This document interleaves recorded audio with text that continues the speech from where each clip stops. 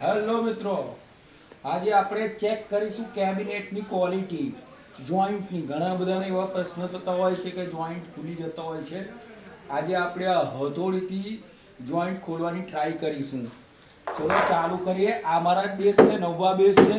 Special તોડી રહ્યા છે કે આપણને ખ્યાલ આવે કે જોઈન્ટ કેટલા મજબૂત હોય છે અમારા HK સાઉન્ડના કેબિનેટના.